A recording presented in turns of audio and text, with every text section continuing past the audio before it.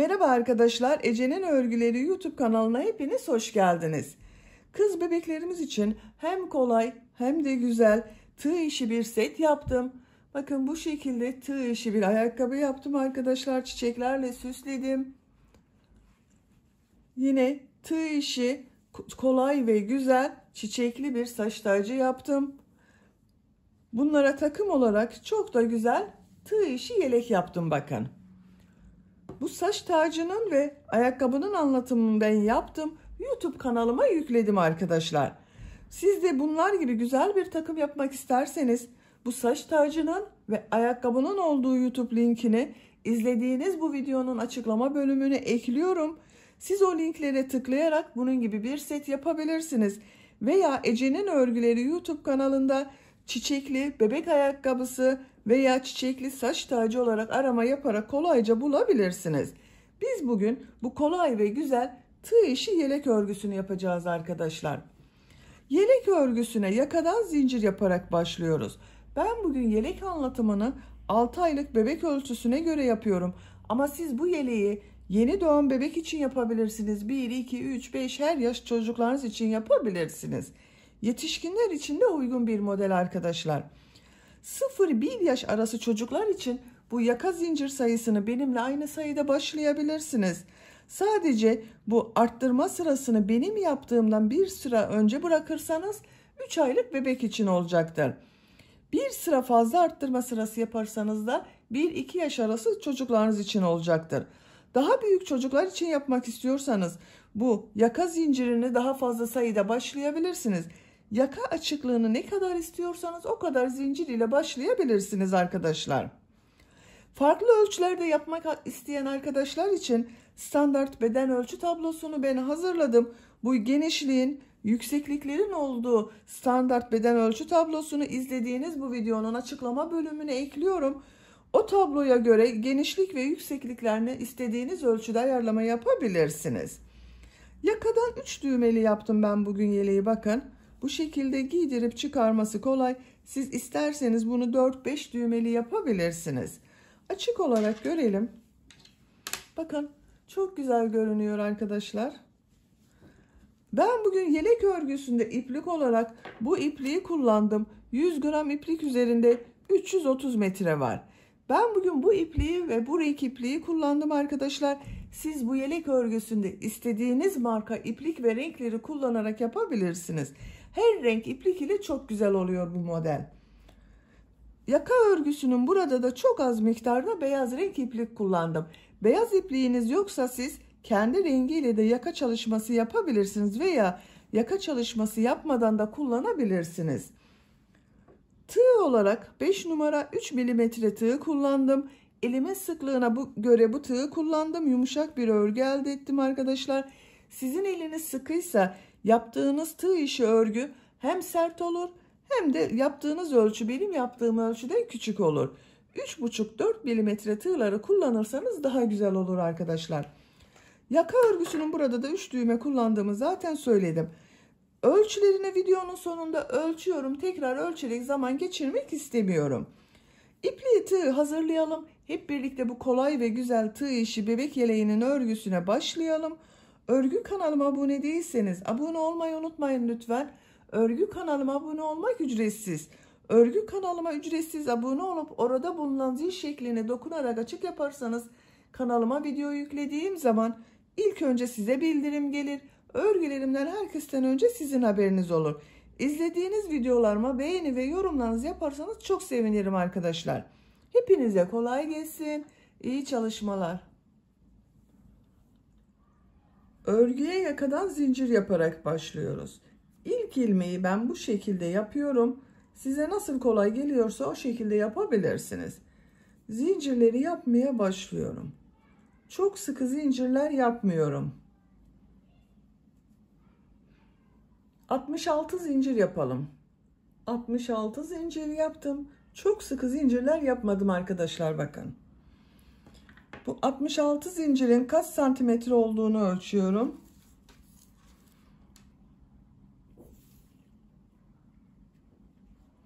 28 santimetre zincir uzunluğu var. Benim elimin sıklığına göre 28 santimetre için 66 zincir yaptım arkadaşlar. Sizin daha fazla zincir yapmanız gerekebilir. Yapacak olduğunuz çocuğun büyüklüğüne göre bunu 1 yaşından büyük çocuklar için yapıyorsanız, 1-2 yaş arası yapıyorsanız 8 zincir fazla yapabilirsiniz. 74 zincir iyi gelecektir. Yeni doğan bebek için yapıyorsanız da, 3 aylık bebek için yapıyorsanız da 4 zincir eksik yapabilirsiniz. Şimdi bu zincirler üzerine trabzan yapıyorum. Tığ üzerine iplik arıyorum. 3 ilmek atlıyorum. 1, 2, 3, 4. ilmeğe trabzan yapıyorum. 2 defa da çıkardığım trabzan. Her ilmek üzerine bir trabzan yapıyorum.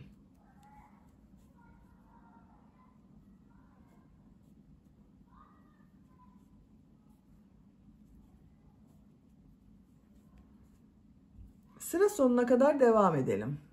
Zincirler üzerine trabzan yaparak sıra sonuna kadar tamamladım. Bir sıra trabzan sırası elde ettim arkadaşlar. Bu sıra başında 3 ilmek atlayarak yaptığım trabzan ile birlikte 63 trabzan var bir sıra üzerinde. İkinci sıradayım.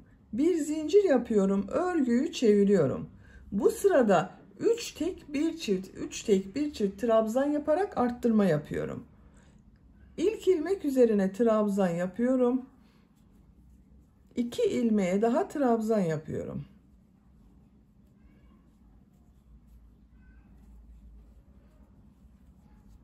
Üç trabzan yaptım. 4. ilmeğe 2 trabzan yapıyorum. Aynı ilmek içine 2 trabzan yapıyorum. 3 ilmeğe 1 trabzan yapıyorum.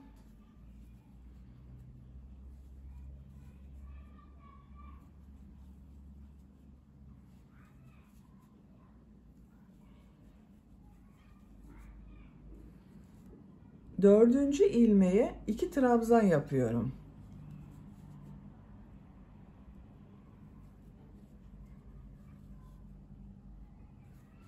Üç ilmeğe bir trabzan yapıyorum.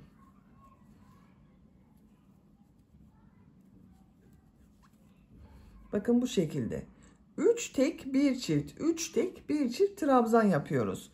Sıra sonuna kadar devam edelim. Sıra sonuna kadar tamamladım. Bu sırada 3 tek bir çift trabzanlar yaptım. Sıra sonunda yine bakın arttırmadan sonra 3 trabzan yaptım.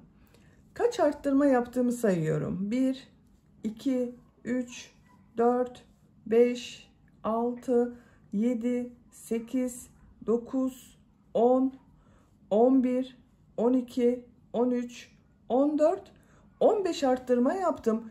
Bu bir sıra üzerinde 78 trabzan var arkadaşlar. Şimdi model sırasını yapıyorum. Bir zincir yapıyorum. Örgüyü çeviriyorum. 3. sıradayım. Bu 3. sırada arttırma yapmıyorum. Sadece modelleri yapıyoruz. 2 ilmeğe trabzan yapıyorum. Model çok kolay. Bakın tığ üzerine iplik alıyorum. Bir ilmek atlıyorum. İkinci ilmeğe trabzan yapıyorum. Tekrar tığ üzerine iplik alıyorum. Atlama yaptığım bu ilmeğe dönerek trabzan yapıyorum. Bir ilmek atlıyorum. Trabzan yapıyorum. Atlama yaptığım ilmeğe dönerek trabzan yapıyorum.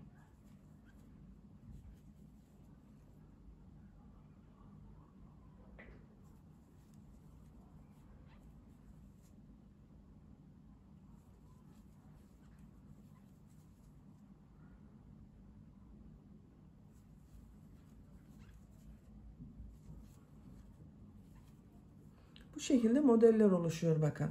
Sıra sonuna kadar devam edelim. Modelleri sıra sonuna kadar yaptım. Sıra sonunda yine 2 trabzan yaptım. Sıra başında da 2 trabzan yaptım. Sıra sonunda da 2 trabzan yaptım. Bir zincir yapıyorum. Örgüyü çeviriyorum. 4. sıradayız. 4. sırada trabzan yapacağız. Yine arttırmalar yapacağız. 3 tek bir çift trabzan yapıyorum. 3 ilmek üzerine trabzan yapıyorum.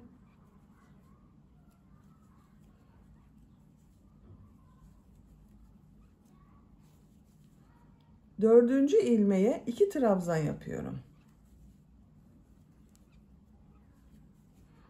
3 ilmeğe 1 trabzan yapıyorum. 3 trabzan yapıyorum arkadaşlar.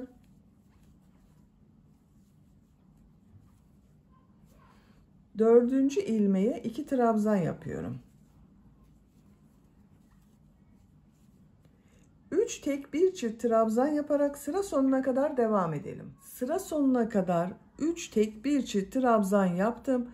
Çift yaptığım trabzandan sonra bakın 2 ilmeğe birer trabzan yaptım arkadaşlar. Burada 3 trabzan denk gelmedi. 2 trabzan yaptım.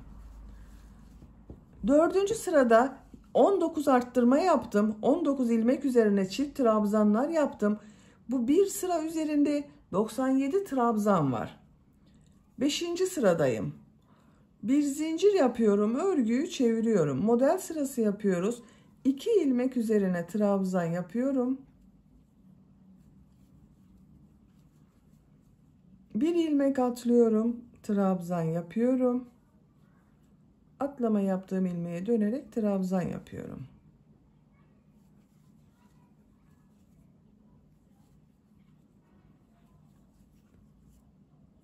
Sıra sonuna kadar devam edelim.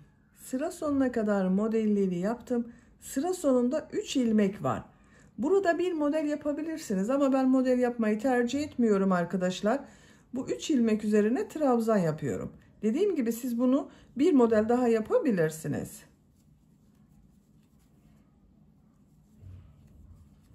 Bakın 3 trabzan yaptım. Bu sırada modelleri yaptık. Hiç arttırma yapmadım. 6. sıradayım. Bir zincir yapıyorum. Örgüyü çeviriyorum. 3 ilmek üzerine trabzan yapıyorum. Arttırma sırasındayız arkadaşlar.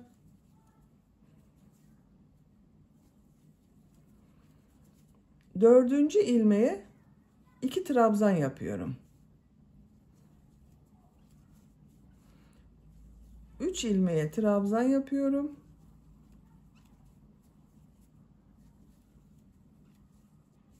Dördüncü ilmeğe 2 trabzan yapıyorum.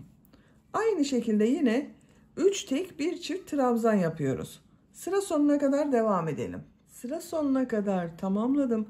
Sıra sonunda bakın bu arttırmadan sonra 1, 2, 3, 4, 5 trabzan yaptım. Burada arttırma yapmadım arkadaşlar, çok büyük olmasın diye. Bu 6. sırada toplam 23 arttırma yaptım. Bir sıra üzerinde 120 trabzan oldu. 7. sıradayım. Bir zincir yapıyorum, örgüyü çeviriyorum. İlk ilmek üzerine trabzan yapıyorum. Model sırasındayım. 2. ilmeği de trabzan yapıyorum. 1 ilmek atlıyorum, trabzan yapıyorum. Atlama yaptığım ilmeğe dönerek trabzan yapıyorum.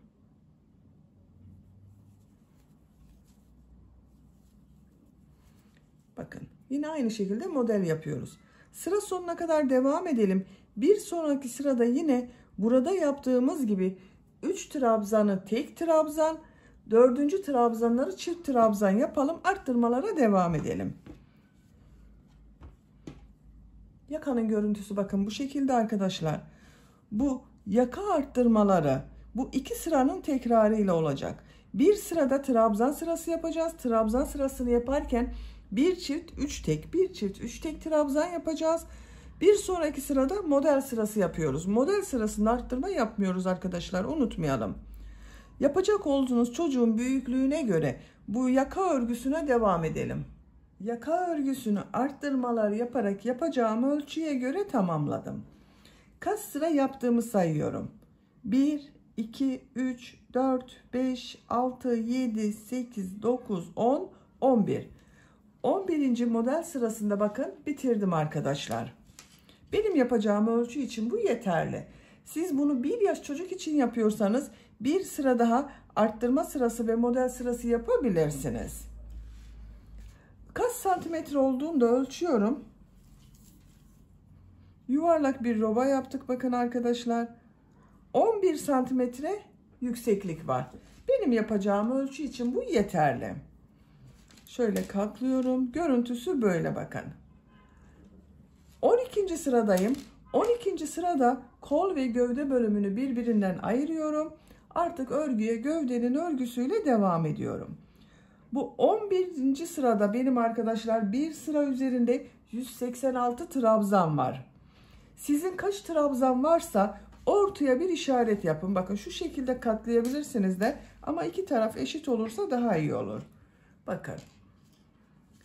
Bu son sırada kaç trabzan varsa sayın, ortaya bir işaret yaparsanız burası arka orta olacak. Ön bölüm için 24 trabzan yaptım bakın. 2, 4, 6, 8, 10, 12, 14, 16, 18, 20, 22, 24. Ön bölüme 24 trabzan yaptım. Arka bölüme de 24 trabzan yapacağız arkadaşlar. Bakın bu işaret yaptığım yerden sonra 2, 4, 6, 8, 10, 12, 14, 16, 18, 20, 22, 24. Bakın arka bölümün burası 24, 24 de buraya yaptım. Toplam 48 trabzan var arka bölüm için. Diğerleri kol bölümü için bakın. Burası kol bölümü olacak. Burası da kol bölümü olacak. 12. sıradayım. 12. sırada artık arttırma yapmadan kol bölümünü gövde bölümünden ayırıyorum. Bir zincir yapıyorum. Örgüyü çeviriyorum. Trabzan sırası yapıyorum. Her ilmek üzerine bir trabzan yapıyorum.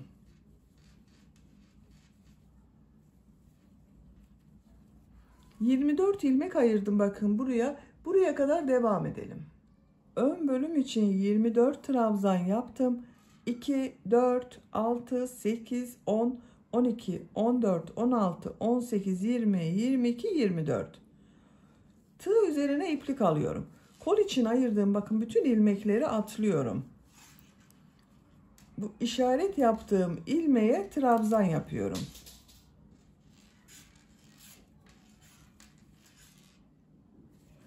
Arka bölümde bulunan ilmekler üzerine trabzan yaparak devam ediyorum. Her ilmek üzerine trabzan yapıyoruz. Bu kol için işaret yaptığım bu ilmeğe kadar trabzan yaparak devam edelim. Arka bölüm için 48 trabzan yaptım. Tığ üzerine iplik alıyorum. Bu kolda ayırdığım ilmekleri bakın atlıyorum. Diğer ön bölüm için bu ilk ilmek üzerine trabzan yapıyorum. Diğer ilmeklere trabzan yaparak devam ediyorum.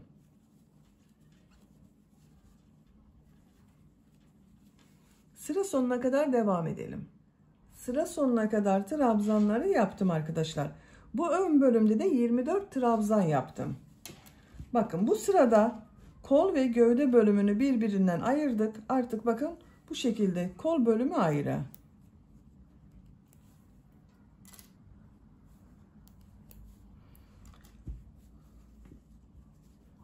Gördüğünüz gibi bu şekilde oldu arkadaşlar. 13. sıradayım. 13. sırada artık gövde bölümünün modellerini yerleştirmeye başlıyorum.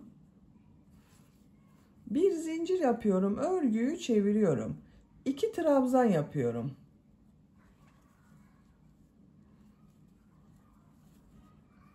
Tığ üzerine iplik alıyorum. Bir ilmek atlıyorum. İkinci ilmeğe bir trabzan, 2 zincir, bir trabzan yapıyorum.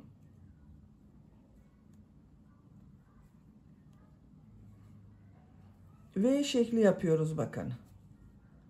Bir trabzan, 2 zincir, bir trabzan yaptım. V şekli oldu. Tığ üzerine iplik alıyorum. Bir ilmek atlıyorum. Bir trabzan, 2 zincir, bir trabzan yapıyorum.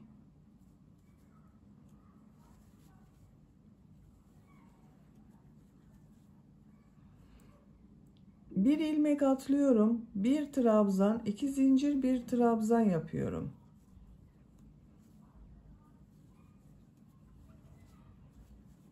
Bir ilmek atlıyorum. Bir trabzan, 2 zincir, bir trabzan yapıyorum.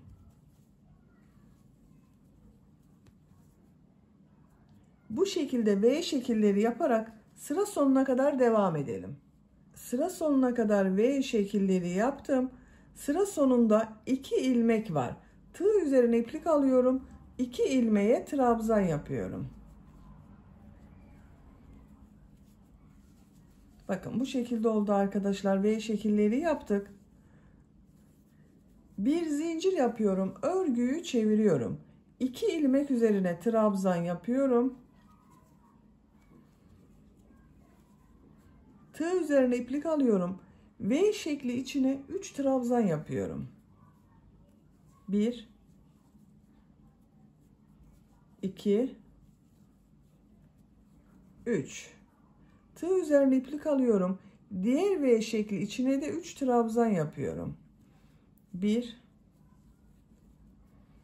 2 3. 3 trabzan yapıyorum. 1 2 3. Bakın. Her V şekli içine 3 trabzan yaparak sıra sonuna kadar devam edelim. Sıra sonuna kadar tamamladım. Bu sırada V şekilleri içine 3'er trabzan yaptım. Sıra sonunda 2 ilmeğe de 2 trabzan yapıyorum. Bakın birer defa trabzan yapıyorum.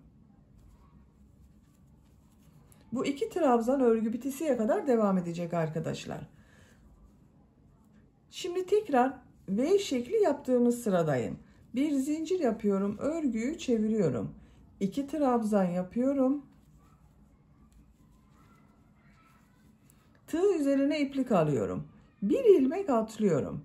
İkinci ilmeğe bakın burada 3 trabzan yaptım. Ortada bulunan ilmek üzerine yapıyoruz. Bir trabzan, 2 zincir, bir trabzan yapıyorum. Tığ üzerine iplik alıyorum. 2 ilmek atlıyorum. Bakın yine bu 3 trabzanın ortada bulunan trabzan üzerine bir trabzan, 2 zincir, bir trabzan yapıyorum.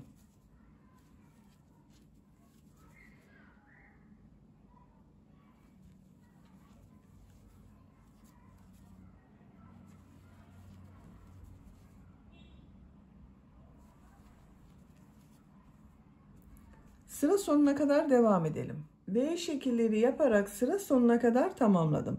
Sıra sonunda 2 ilmeğe yine trabzan yaptım. Bir zincir yapıyorum. Örgüyü çeviriyorum. 2 ilmek üzerine trabzan yapıyorum. V şekli içine 3 trabzan yapıyorum.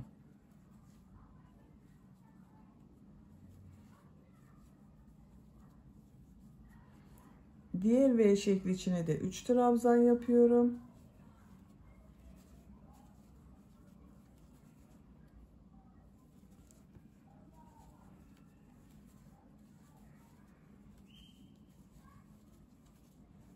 Bakın bu şekilde arkadaşlar. Bir sonraki sırada yine V şekli yapacağız. Gövde bölümünün örgüsü bu şekilde devam edecek.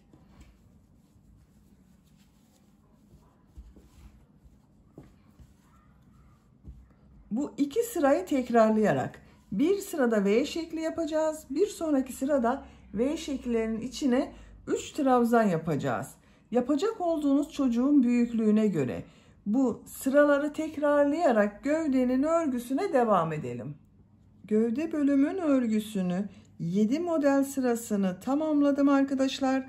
8. model sırasında V şekilleri yaptığım sırada bitirdim.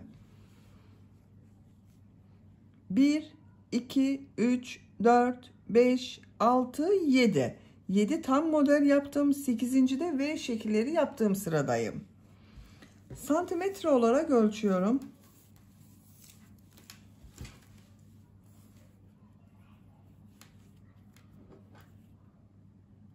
17 santimetre yükseklik var. Benim yapacağım ölçü için bu yeterli. Siz biraz uzun olsun istiyorsanız bir model sırası daha devam edebilirsiniz. 8 modeli tamamlayıp 9. sırada bu V şekillerinde bitirebilirsiniz. Son sırayı yapıyorum. Bir zincir yapıyorum. Örgüyü çeviriyorum. İlk ilmek üzerine sık iğne yapıyorum. Tığ üzerine iplik alıyorum. Bu ilk V şekli içine 6 trabzan yapıyorum.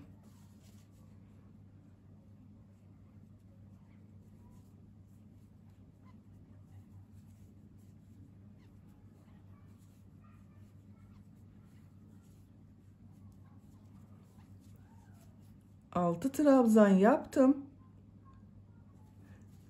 üzerine iplik almadan diğer V şekli içine sık iğne yapıyorum. Tığ üzerine iplik alıyorum. Diğer V şekli içine 6 trabzan yapıyorum.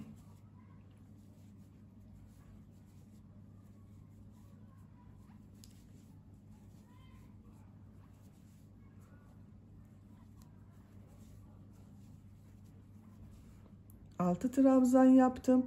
V şekli içine sık iğne yapıyorum. Tığ üzerine iplik alıyorum. 6 trabzan yapıyorum. Bakın bu şekilde modeller elde ediyoruz arkadaşlar. Sıra sonuna kadar devam edelim.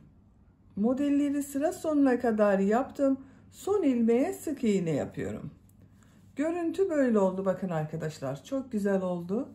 Şimdi ön patlarda da pıtırcık modelleri yapıyorum.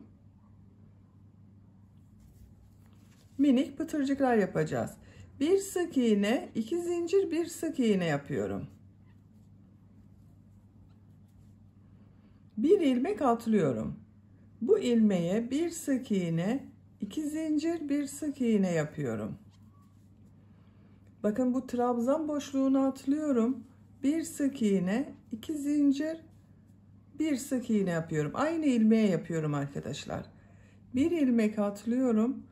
Bir sık iğne, 2 zincir, bir sık iğne yapıyorum.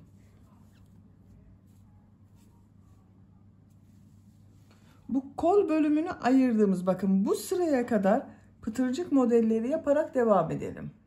Ön patta pıtırcık modelleri yaparak buraya kadar tamamladım. Bakın arkadaşlar kol bölümünü ayırdığım sıraya düğme iliği yapacağız. Bu yaka bölümünün buraya 3 tane düğme iliği yapmak istiyorum. Birisini hemen bu yakanın başlangıcına, ikincisini buraya bakın arkadaşlar. Bu kol bölümünü ayırdığım sıra bakın.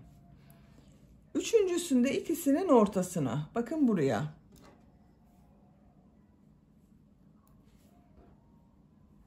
Üç düğme iliği yapacağız. Bu ilmeği atlıyorum. İşaret yaptığım bu ilmeğe bir sık iğne yapıyorum. Düğme iliği için 7 zincir yapıyorum. Aynı ilmeğe sık iğne yapıyorum. Bakın ilk düğme iliğini yaptım. Bir ilmek atlıyorum. İkinci ilmeğe bir sık iğne, 2 zincir, bir sık iğne yapıyorum. Bu trabzan sırasını atlıyorum. Bir sık iğne, 2 zincir, bir sık iğne yapıyorum.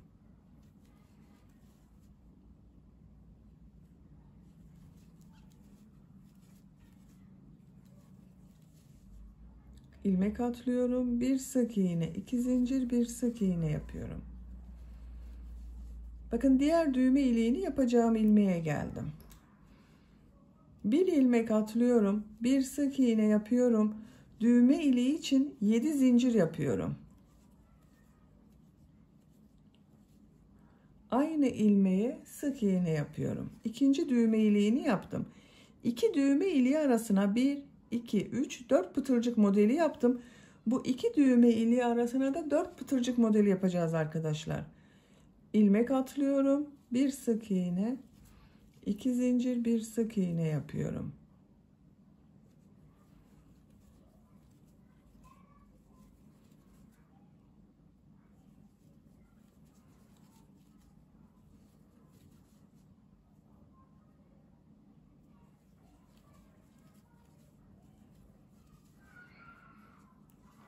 Bir, iki, üç, 4 pıtırcık modeli yaptım. Bir ilmek atlıyorum.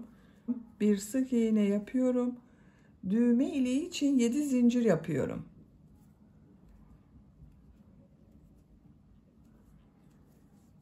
Sık iğne yapıyorum. Bir ilmek atlıyorum. Yaka başlangıcına sık iğne yapıyorum. 3 düğme iliğini yaptım bakın arkadaşlar. Yaka çevresinde sık iğne yaparak devam ediyorum. Her ilmek üzerine bir sık iğne yapıyorum.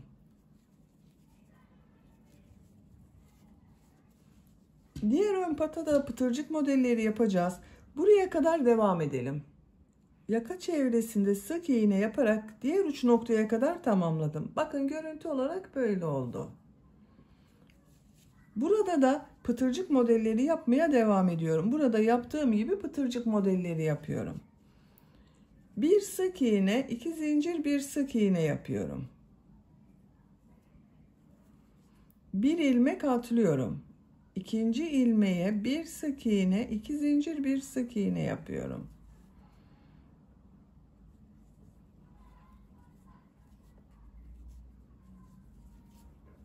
Bakın pıtırcık modelleri oluşuyor.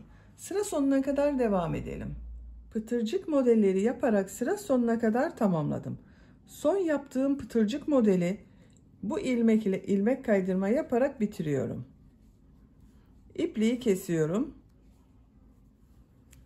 Bakın arkadaşlar, bu tarafta pıtırcık modelleri bu şekilde göründü. Düğmelerini de diktim ben. 3 tane düğme diktim bakın buraya.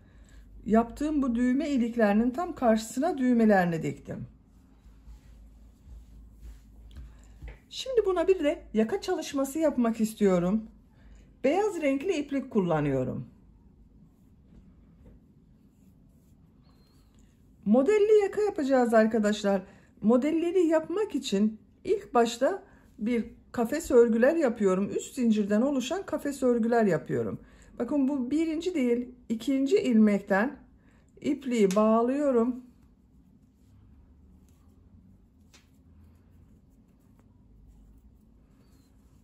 Buradan ilmek yapıyorum.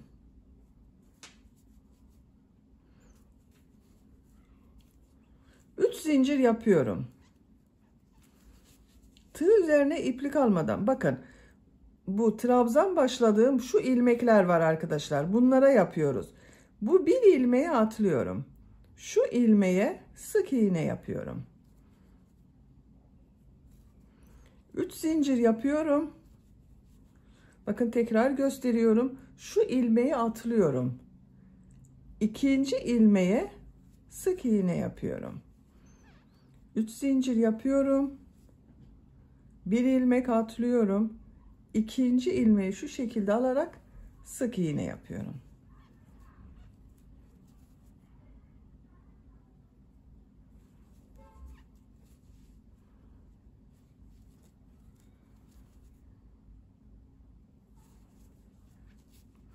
Bakın bu şekilde oluyor.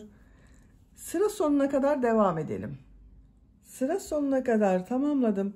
Bakın bu şekilde kafes modelleri yaptım arkadaşlar. Kaç model yeri yaptığımı sayıyorum. 2, 4, 6, 8, 10, 12, 14, 16, 18, 20, 22, 24, 26, 28, 29 kafes oluştu bakın. Bu sayının tek sayı olması gerekiyor arkadaşlar. Sizin 27 olabilir, 31 olabilir, 33 olabilir. Benim 29 oldu. 29 olması için bakın burada 2 ilmek atladım. Denk gelmesi için arka bölümün ortasında 2 ilmek atladım. Bir kafes yaptım. Sıra sonunda yine burada bir ilmek boş kaldı bakın. 4 zincir yapıyorum. Örgüyü çeviriyorum. Bu sırada bu 3 zincirler üzerine V şekilleri yapacağız. Tığ üzerine iplik alıyorum. Bu 3 zincir üzerine bir trabzan yapıyorum. İlk V şeklini bu şekilde oluşturuyorum. Tığ üzerine iplik alıyorum. İkinci V şekli içine bir trabzan, 2 zincir, bir trabzan yapıyorum.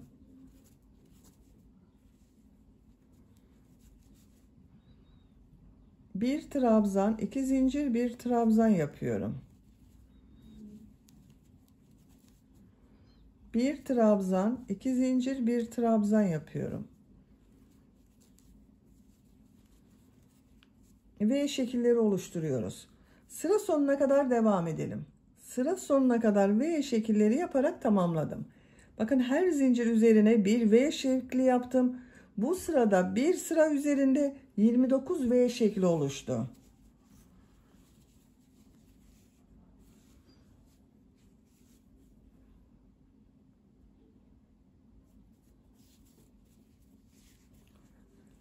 İki zincir yapıyorum. Bu sırada Bu V şekillerinin içine 2 trabzan, 2 zincir, 2 trabzan yapıyorum. Bu 2 zincirde 1 trabzan oluyor. 1 trabzan yapıyorum. 2 zincir yapıyorum. 2 trabzan yapıyorum.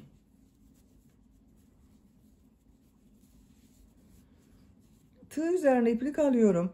İkinci V şekli içine 2 trabzan, 2 zincir, 2 trabzan yapıyorum.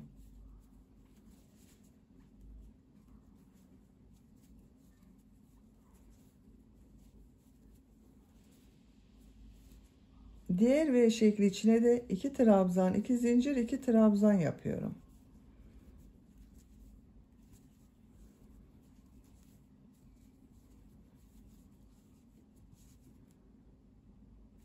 Sıra sonuna kadar devam edelim. Sıra sonuna kadar modelleri yaptım. Son V şekli içine de 2 trabzan, 2 zincir, 2 trabzan yaptım. 3 sırayı bitirdik. Yakanın şeklini görelim.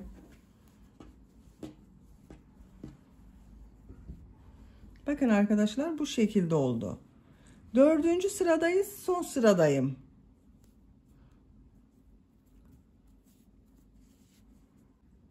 Örgüyü çeviriyorum. İlk ilmek üzerine bir sık iğne yapıyorum. Tığ üzerine iplik alıyorum. Bu ilk model ortasında bulunan 2 zincir üzerine 7 trabzan yapıyorum.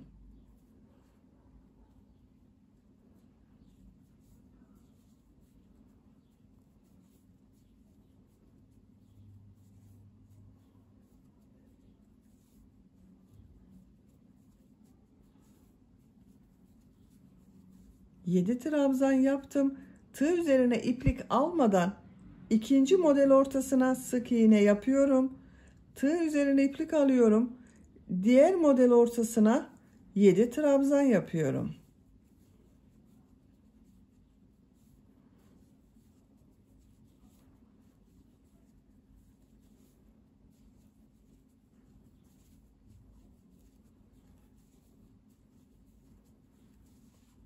Yedi trabzan yaptım. Diğer model ortasına sık iğne yapıyorum. 7 trabzan yapıyorum. Bu şekilde modeller yapıyoruz arkadaşlar. Sıra sonuna kadar devam edelim. Sıra sonuna kadar modelleri yaptım. Son model üzerine de 7 trabzan yaptım. Bu ilmeğe sık iğne yapıyorum. Yaka örgüsünü bitiriyorum. İpliği kesiyorum.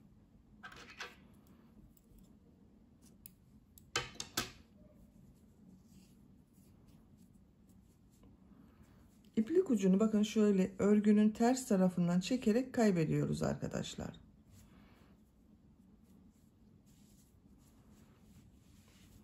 Yaka örgüsü bu şekilde oldu.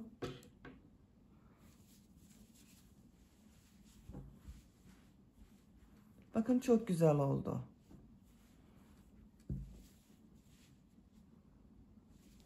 Şimdi kol örgülerini yapalım. Kol örgülerini pembe renk iplik ile yapıyorum.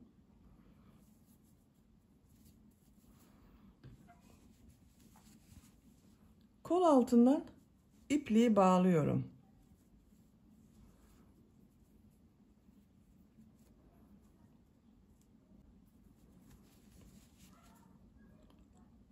Bu ilmekten bir ilmek yapıyorum. Tığ üzerine iplik alıyorum. Burada yaptığım modelleri yapıyorum arkadaşlar. Bir ilmek atlıyorum. İkinci ilmeğe 6 trabzan yapıyorum.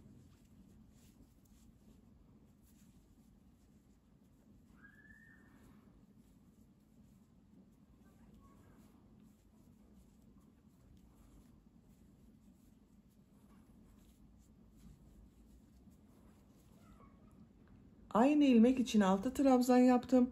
Bir ilmek atlıyorum. İkinci ilmeğe sık iğne yapıyorum. İplik ucunu da içinde tutuyorum. Tığ üzerine iplik alıyorum. Bir ilmek atlıyorum. Bir ilmeğe 6 trabzan yapıyorum.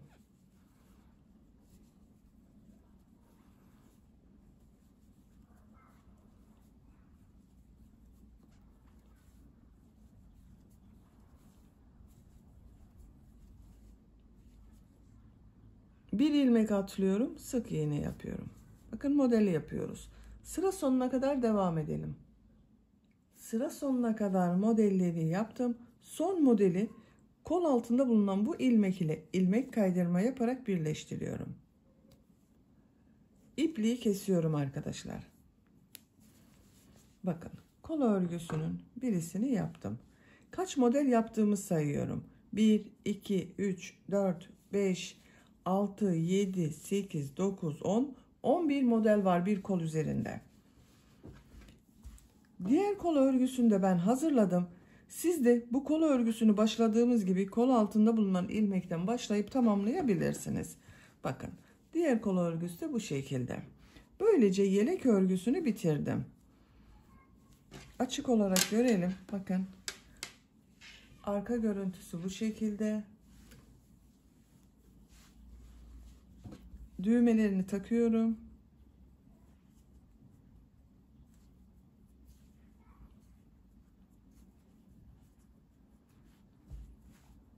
Bakın çok şirin ve güzel oldu arkadaşlar. Bitmiş olarak size ölçülerini söylüyorum. Kol altının buradan gövde genişliğini ölçüyorum. 25 santimetre. Yüksekliğini ölçüyorum. Kol altından yükseklik 19 santimetre. Omuzdan tam yüksekliğini ölçüyorum. 32 santimetre.